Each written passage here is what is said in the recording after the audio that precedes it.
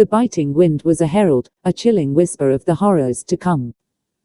Amelia shivered, pulling her worn flannel tighter as she surveyed the construction site that would soon be her sanctuary.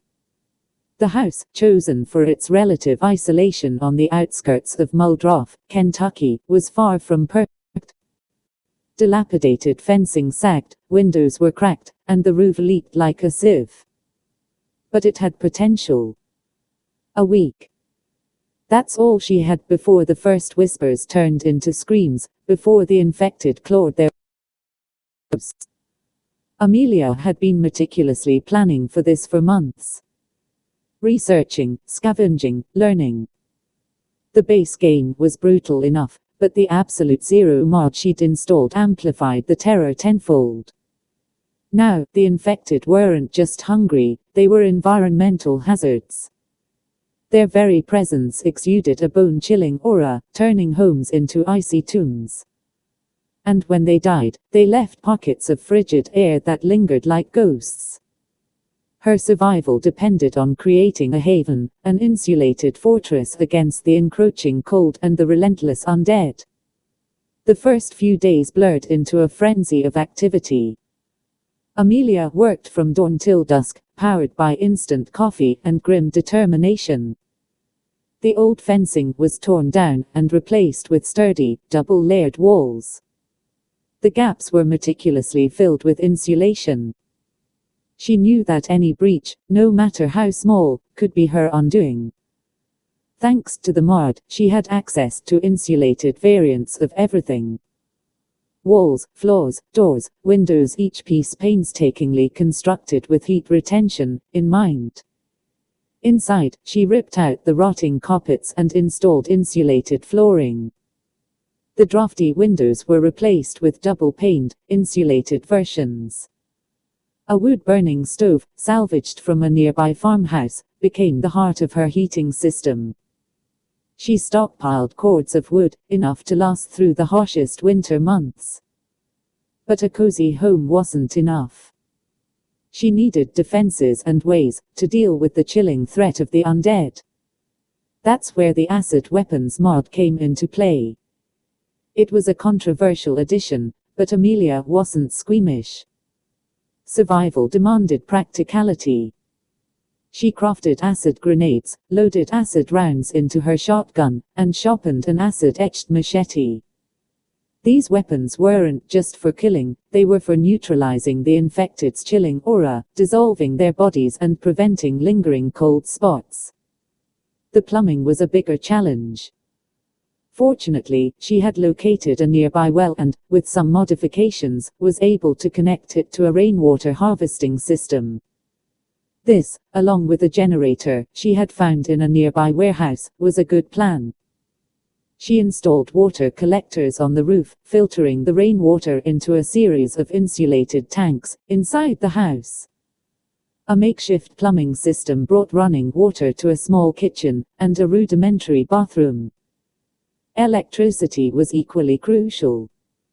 The generator would provide power for lighting, a refrigerator to preserve food, and, most importantly, electric heaters to supplement the wood stove. She spent a day meticulously wiring the house, ensuring every room had multiple sources of heat and light. Food was the final piece of the puzzle. Amelia turned the backyard into a thriving garden, planting rows of vegetables and herbs. She also constructed a series of rabbit traps, supplementing her diet with fresh meat.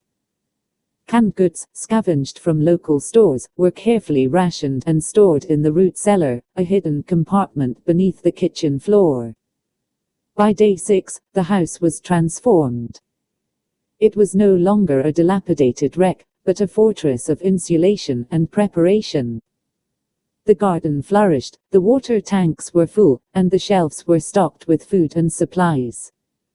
The air inside was noticeably warmer, a stark contrast to the chilling wind that howled outside. On the 7th day, the whispers turned into screams. The first wave was small, a handful of shambling figures drawn to the noise of the generator. Amelia watched them through the insulated windows, her heart pounding in her chest. This was it. The moment of truth. She grabbed her shotgun, loaded with acid rounds, stepped out onto the porch, and took aim. The shotgun roared, the acid rounds impacting against the zombie's flesh with a sickening sizzle.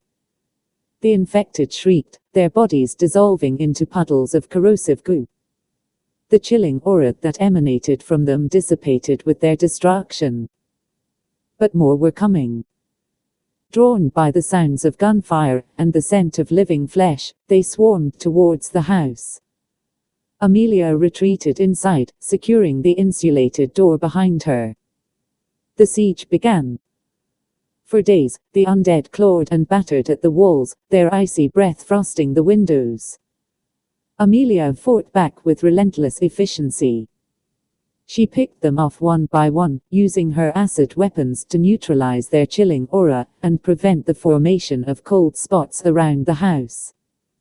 The garden, once a source of sustenance, now became a killing field. Inside, she maintained a strict routine. She rationed food and water, stoked the wood stove, and patrolled the perimeter, constantly checking for breaches.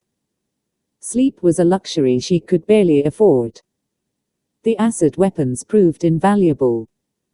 They not only killed the zombies, but also prevented the lingering cold that would have slowly eroded her defenses. She learned to aim for the head, maximizing the corrosive effect and ensuring a quick and clean kill. One evening, a particularly large horde descended upon the house. They were stronger, faster, and their chilling aura was more intense than anything she had encountered before. The temperature inside the house plummeted, despite the roaring fire in the stove. Amelia fought with a ferocity born of desperation. She tossed acid grenades into the horde, unleashing a wave of corrosive destruction. She fired her shotgun until it was empty, then switched to her acid-etched machete. She hacked and slashed, dissolving the flesh and bones of the infected with each blow. As the last zombie fell, Amelia collapsed against the wall, gasping for breath. Her body ached, her hands were raw, and her clothes were soaked in sweat. But she was alive. And the house, her haven against the cold and the undead, still stood. The apocalypse was far from over. The zombies would keep coming, the cold would keep trying to creep in. But Amelia was ready.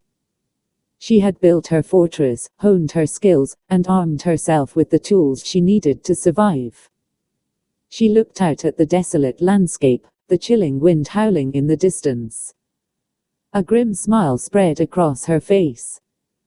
This wasn't just about surviving. This was about thriving. This was about reclaiming a world lost to the cold and the dead.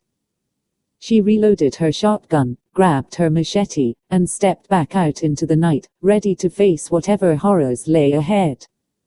Her home, a beacon of warmth and resilience, stood behind her, a testament to her unwavering determination. The chilling apocalypse had begun, but so had Amelia's fight for survival. And she wouldn't surrender until the last zombie had been dissolved and the last pocket of cold had been extinguished. She was the keeper of the flame, the defender of warmth, and she would face the absolute zero with absolute resolve.